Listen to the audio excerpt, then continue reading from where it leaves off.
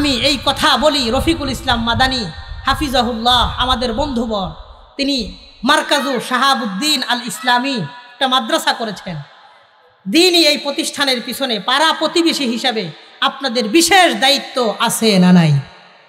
আপনাদের কোনো কথা কাজে আচার আচরণে উচ্চারণে চলা ফেরায় ওঠা বসায় এছাড়া ইঙ্গিতে কোনোভাবে যেন মাদ্রাসা ক্ষতিগ্রস্ত না হয়, বড় ভাই মনে কষ্ট না পায়, সার্বিকভাবে সময় দিয়া, শ্রম দিয়া, মেধা দিয়া, বুদ্ধি দিয়া, পরামর্শ দিয়া, আন্তরিকতা দিয়া, দান করে, দোয়া করে সার্বিকভাবে মাদ্রাসার পাশে থাকবেন। রাজি আছেন ইনশাআল্লাহ? কে কে রাজি আছেন আল্লাহর হাতটা দেখায় দেন ইনশাআল্লাহ। রাজি আছেন ইনশাআল্লাহ? আল্লাহ আমাদেরকে কবুল করেন, বলেন আমিন। আল্লাহ তাআলা বলেন, কোনো মানুষ যদি জান্নাতে যেতে চায় তার জন্য 2টা গুণ লাগবে। বলেন কয়টা গুণ লাগবে? এর চাইতে 2 গুণ বেশি আওয়াজ দিয়ে সবাই বলেন কয়টা গুণ লাগবে? আল্লাহ বলেন, ইন্নাল্লাযীনা আমানু, নিঃসন্দেহে যে সমস্ত মানুষ আল্লাহর প্রতি ঈমান আনবে। 1 নম্বর আল্লাহ তাআলা বলেন, ইন্নাল্লাযীনা আমানু, নিঃসন্দেহে যে সমস্ত মানুষ আল্লাহর প্রতি ঈমান আনবে। 2 নম্বর ওয়ামিলুস সলিহাত, যারা নেক আমল করবে।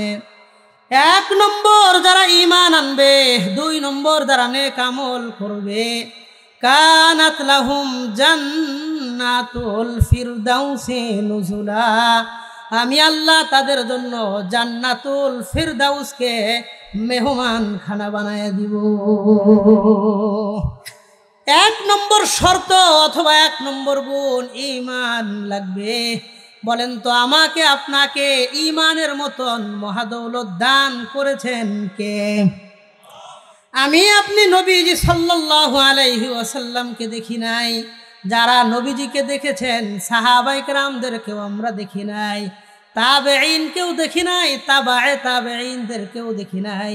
দীর্ঘদিন পরে 1500 বছর পরে আমাকে আপনাকে আমাদের মতন গুনাহগার মানুষদেরকে ঈমানের মতন মহাদৌলত দান করেছেন কে?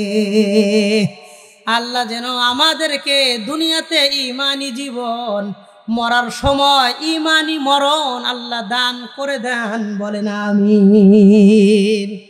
আমরা তো সাহাবী পাই নাই, নবী পাই নাই, তারপরেও কোনোদিন আল্লাহর কাছে চাইও নাই, দোয়াও করি নাই, দরখাস্তও করি নাই। দয়া করে, মায়া করে, মেহেরবানি করে ঈমান দিয়েছেন কে? আল্লাহ। সাহাবায়ে কেরাম এই ঈমানের জন্য অনেক কষ্ট করছেন, ত্যাগ তিতিক্ষা কোরবানি দিয়েছেন। মুসলিম শরীফের একটা হাদিসের অংশ খুতবার মধ্যে আমি পড়েছি। মুসলিম শরীফের 6290 নম্বর হাদিসের বর্ণনা, 6290 নম্বর হাদিসের বর্ণনা। আবু হুরায়রা রাদিয়াল্লাহু আনহু তিনি বর্ণনা করেন। হাদিসটা একটু মনোযোগ দিয়ে শুনবেন। আন আবি হুরায়রা রাদিয়াল্লাহু তাআলা আনহু আনহুম আন্নাহু ক্বাল, আল্লাহর হাবিবের বিখ্যাত সাহাবী আবু হুরায়রা রাদিয়াল্লাহু আনহু তিনি বর্ণনা করেন, ইন্নী কুনতু আদউ উম্মি ইলাল ইসলাম ওয়া হিয়া মুশরিকা। আবু হুরায়রা রাদিয়াল্লাহু আনহু বলেন, আমি আমার মাকে সব সময় ইসলামের দিকে দাওয়াত দিতাম। আমার মা ছিলেন একজন মুশরিকা। আমি সন্তান মুসলমান, ঈমান থাকার কারণে আমি জান্নাতে যাব, আর আমার মা ঈমান না থাকার কারণে জাহান্নামে যাবে। এই কষ্টটা আমার অন্তরের মধ্যে সব সময় আমাকে তাড়া দিত। আমার মনে কখনো প্রশান্তি আসতো না। এই জন্য আমি সময় পাইলেই আমি আমার মাকে ইসলামের দিকে দাওয়াত দিতাম। ফাদাউতুহা ইয়াউমা, আমি একদিন আমার মাকে ইসলামের দিকে দাওয়াত দিলাম। দাওয়াত দেওয়ার পর মাকে যখন বললাম, এক আল্লাহ তুমি বিশ্বাসী হও, আর নবীজিকে তুমি মুহাম্মাদুর রাসূলুল্লাহ সাল্লাল্লাহু আলাইহি ওয়াসাল্লামকে সর্বশেষ নবী ও রাসূল হিসেবে তুমি মেনে নাও। আমি যখন ঈমানের দাওয়াত দিলাম, ফাসমাতনি ফি রাসূলিল্লাহি সাল্লাল্লাহু আলাইহি ওয়াসাল্লাম মা আকরাহু। আমার মা নবীজির ব্যাপারে এত বাজে বাজে কথা বলল, আমার মার কথাগুলো শোনার সাথে সাথে আমার হৃদয়টা ভেঙ্গে চুরমার হয়ে যায়। নানান রকমের কথা নবীজির ব্যাপারে গালমন্দ করলো, গালাগালি করলো আমার দাওয়াত দেওয়ার পর। আমার মনটা বড় খারাপ। ফাতাইতু রাসূলুল্লাহি সাল্লাল্লাহু আলাইহি ওয়াসাল্লাম ওয়া আনা আবকি। আমি আবু হুরায়রা কান্না করতে করতে নবীজির দরবারে আসলাম।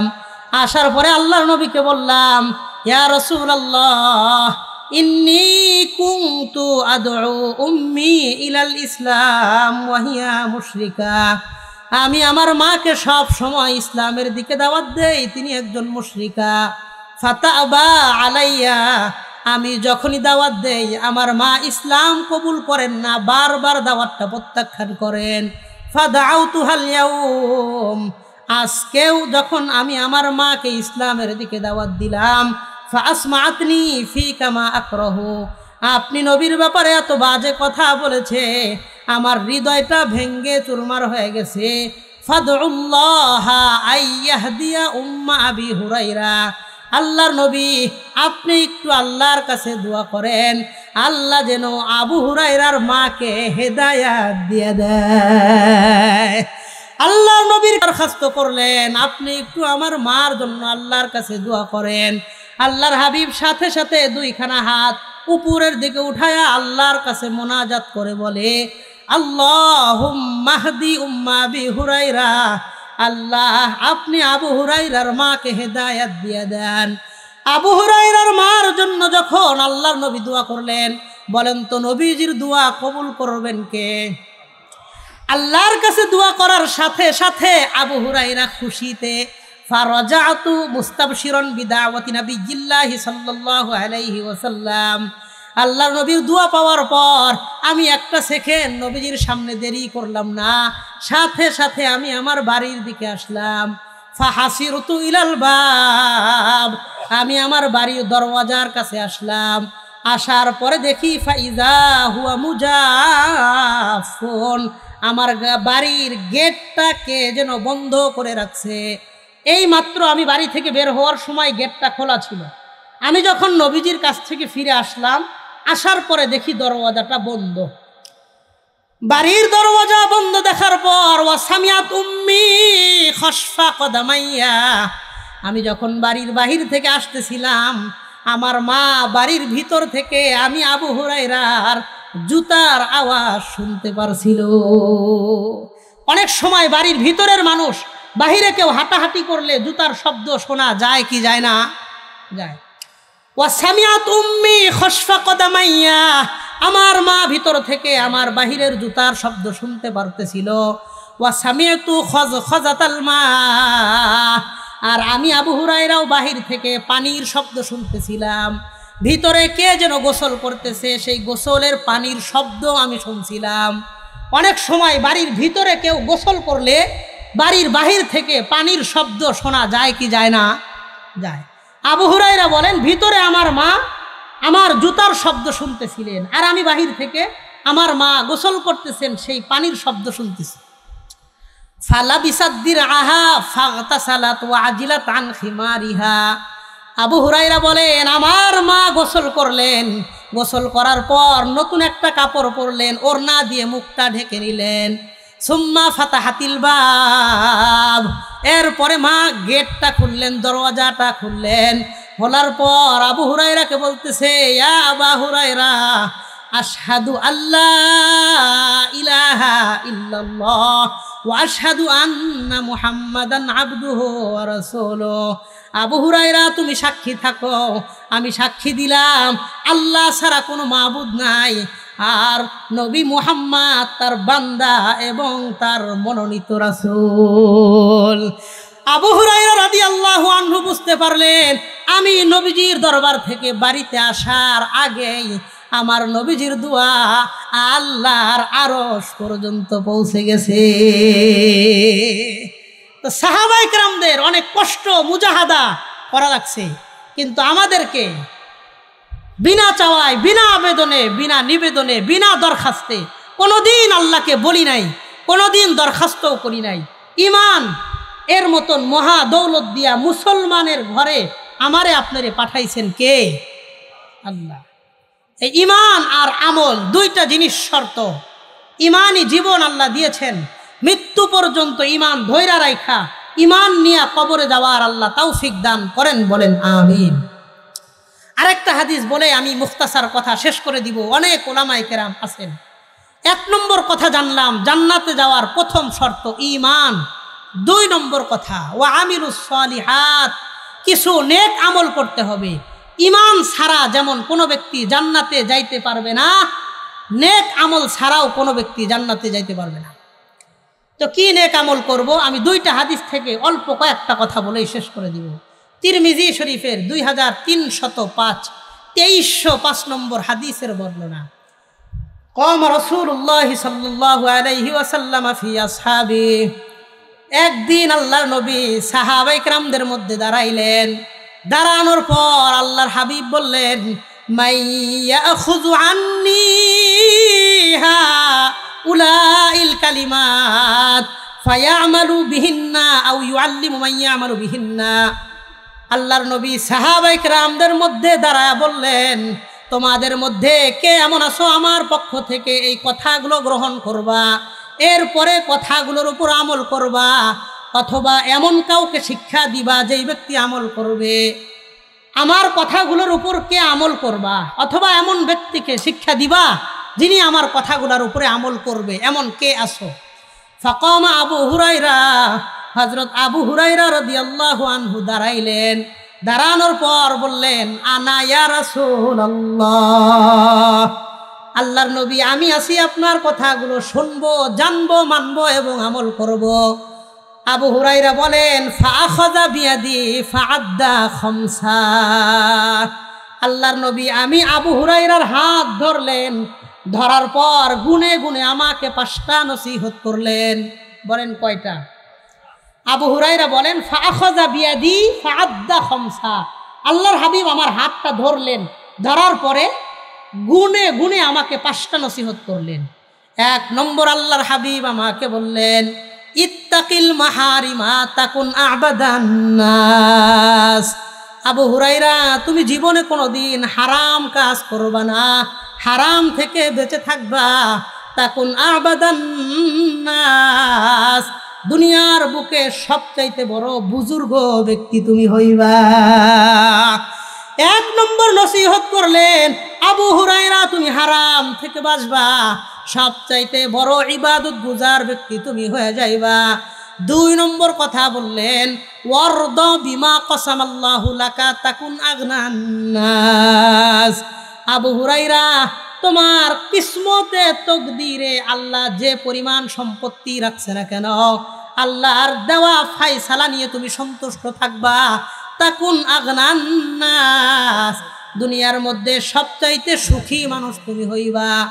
কিসমতের উপর সন্তুষ্ট থাকবা, দুনিয়ার অতিরিক্ত চাহিদা লোভ লালসা তুমি রাখবা না।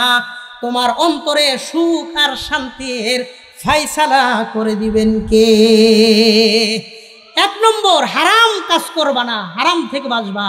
2 নম্বর তোমার কিসমতে আল্লাহ যতটুকু রাখছেন সেটা নিয়ে সন্তুষ্ট থাকবা।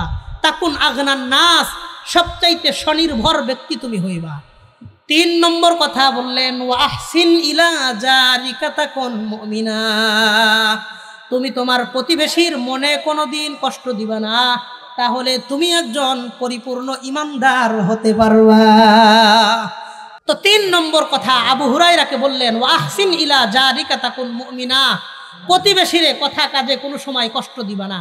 4 নম্বর ওয়া আহিব্বালিন নাস মা তুহিব্বু লিনাফসিকা তাকুন মুসলিমা, তুমি নিজের জন্য যেটা পছন্দ করো অন্যের জন্য সেটা পছন্দ করবা, নিজের জন্য যেটা পছন্দ করো না সেটা অন্যের জন্যও পছন্দ করবা না। তাকুন মুসলিমা, তাহলে তুমি একজন মুসলমান হতে পারবা। 5 নম্বর কথা আবু হুরায়রার হাত ধরে নবী বললেন, ওয়ালা তুকসিরি জিহকা ফাইন্না কাসরাতা জিহকি তুমিতুল কলবা। আবু হুরায়রা তুমি খুব বেশি হাসবা না, কারণ অতিরিক্ত হাসলে, অতিরিক্ত হাসি মানুষের অন্তরকে মৃত বানায়া দেয়। তো এই 5টা কথা আবু হুরায়রা রাদিয়াল্লাহু আনহুকে আল্লাহর হাবিব হাত ধরে ওসিয়ত করে গেলেন। আল্লাহ যেন আমাদেরকে এই 5টা কথার উপরে পুরাপুরি আমল করার তৌফিক দান করেন, বলেন আমিন। ঈমান আর আমল, ইন্নাল্লাযীনা আমানু ওয়া আমিলুস সালিহাত, ঈমান আর আমল যাদের থাকবে, কানাত লাহুম জান্নাতুল ফিরদাউসি নুজুলা, আল্লাহ তাদের জন্য জান্নাতুল ফিরদাউসকে মেহমানখানা হিসেবে প্রস্তুত করে রাখবেন। এই যে মার্কাজ বর্তমানে হয়েছে ঈমান আর আমলের মার্কাজ, এখানে ঈমান শিক্ষা দেওয়া হবে, আমল শিক্ষা দেওয়া হবে। ঈমান আর আমলের এই মার্কাজকে, দ্বীনের মার্কাজকে আল্লাহ কবুল আর মঞ্জুর করে নেন, বলেন আমিন। আজকের এই মাহফিলকে আল্লাহ ভরপুর কবুল আর মঞ্জুর করেন, বলেন আমিন। বড় ভাই এসে গেছেন, ভাই দিলকাশ আলোচনা করবেন আপনাদেরকে। আমি যে কথাগুলো অল্প কয়েকটা কথা বললাম, আল্লাহ যেন আমাদের সবাইরে আমলের তৌফিক দান করেন, বলেন আমিন।